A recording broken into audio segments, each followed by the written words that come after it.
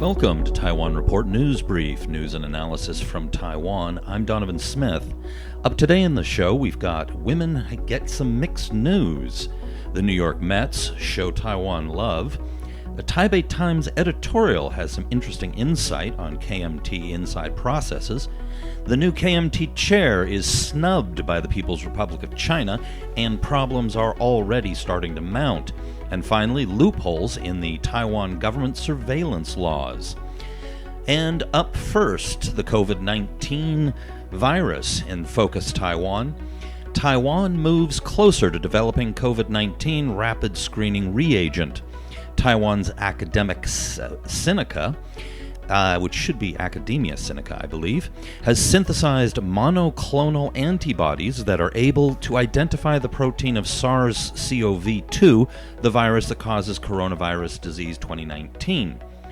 The potential reagent, if successfully mass-produced in the future, will shorten the test for the new coronavirus from about 4 hours to 15 to 20 minutes.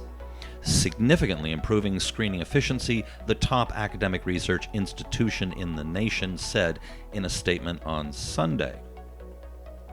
Also in focus Taiwan, Taiwan issues orange travel alert for Russia over COVID concerns. In the Taipei Times, virus outbreak, women require longer quarantine study.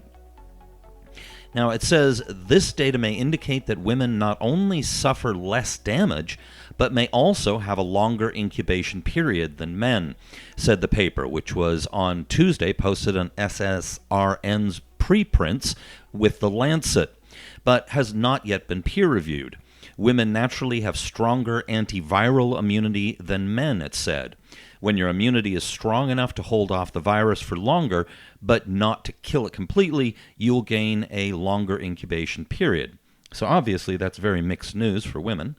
Being stronger against viruses is obviously good, but it may mean longer quarantine times. In the Taiwan news, Taiwan has highest percentage of female lawmakers in Asia, IPU. The Taiwan Cabinet's Gender Equality Committee said Sunday that women account for 49.59% of lawmakers in Taiwan, the most among countries in Asia. According to statistics provided by the Interparliamentary Union, more than 40% of the members of the country's 10th legislature are female. The GEC said that Taiwan has the 16th highest percentage of female lawmakers in the world and even surpasses Switzerland, which was ranked first in the latest gender equality assessment by the United Nations Development Program. The GHC pointed out that close to 43% of Taiwanese companies have female supervisors and that the gender wage gap has also narrowed since last year. In addition, the committee noted that the labor force participation rate for Taiwanese women ages 30 to 39 has passed the 80% mark for the first time in history. But not all is good news. The other day we talked about a job bank online poll, which, as I noted, are not always the most reliable because it has a very narrow survey base of people who happen to be looking for work. As we noted then, they talked about there is a pay gap, which is obviously not good. But this is a Taipei Times article that added a little bit more detail. Poll shows discrimination at work, and I thought I'd add this one here.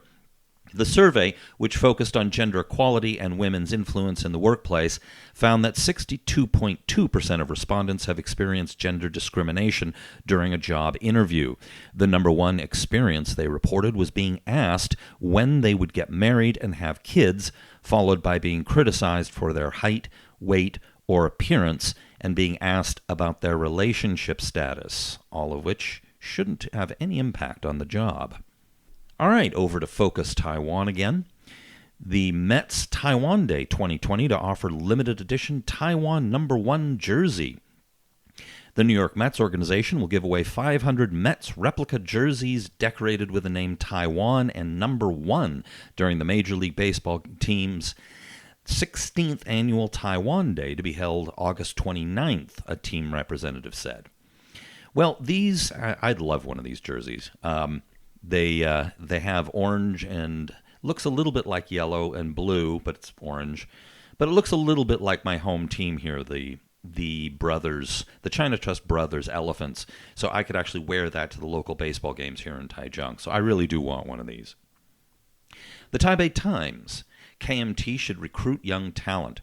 Now, this is written by Zhang Guohui, who was previously the head of the Taichung Department of Social Affairs.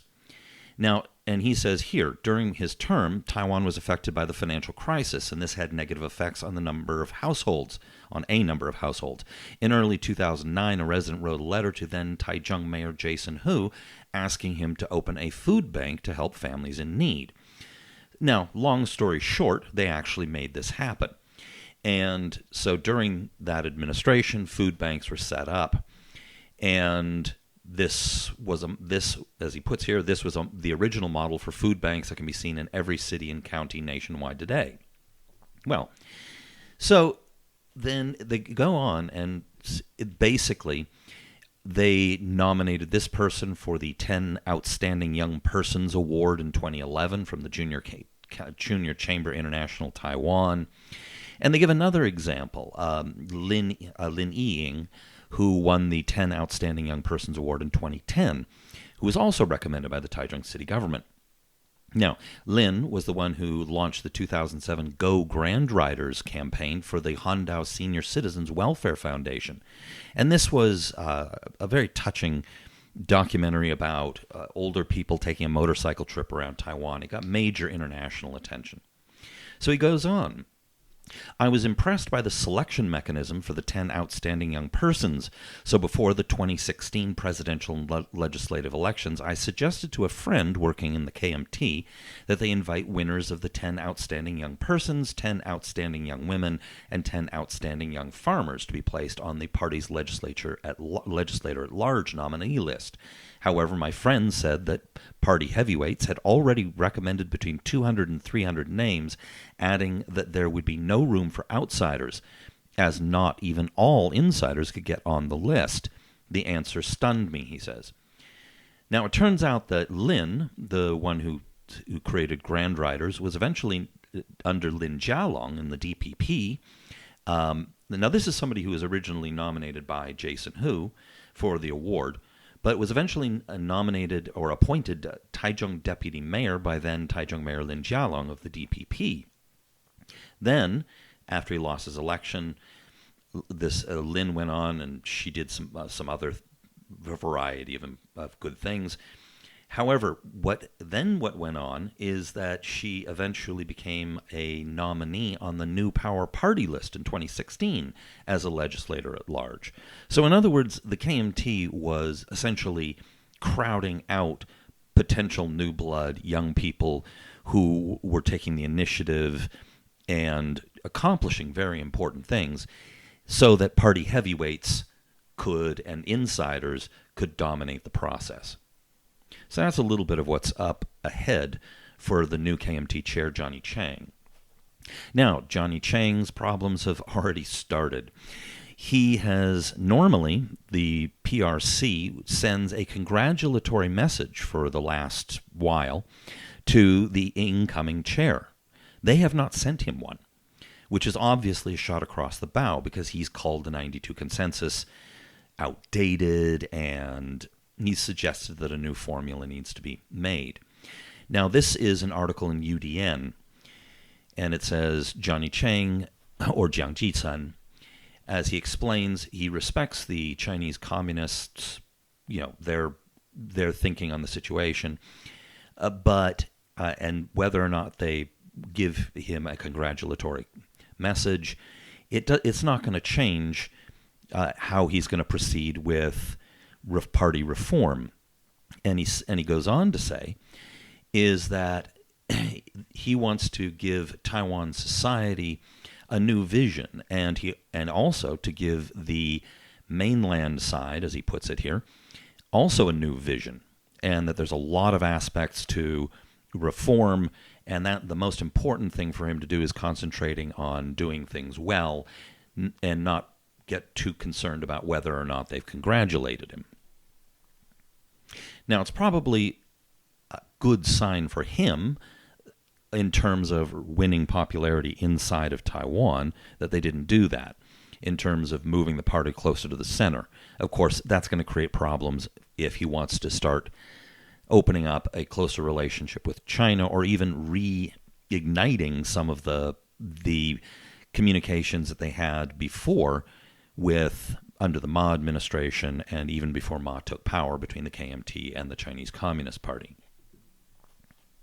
So Hou Youyi, again, he's been saying he's been avoiding answering questions. The part that I thought that was interesting in this report, and this is SETN, Local Language Report, is when he was asked about the 92 consensus and this issue with the congratulatory thing, the article goes on to say very specifically he looked like he didn't want to talk about it, and he looked uncomfortable, and he just simply said, other people have their view, and we just should respect that.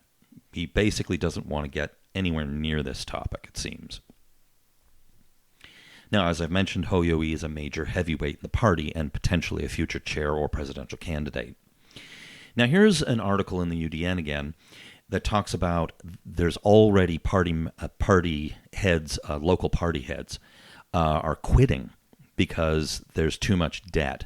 So, for example, one in Yilan was saying he quit because he said he's paying bills out of his own pocket. And another Taipei committee member also has left. So there's concerns inside the party that this could spread to become a bigger problem.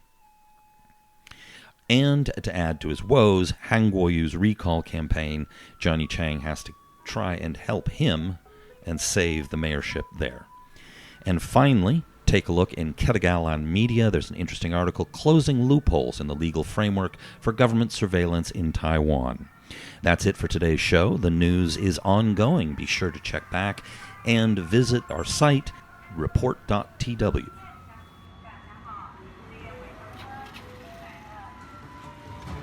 This has been brought to you by the Taiwan Report. For more content like this, become our patron at report.tw. 哎呦，就是那个台湾狗啦，最喜欢我的台湾狗了。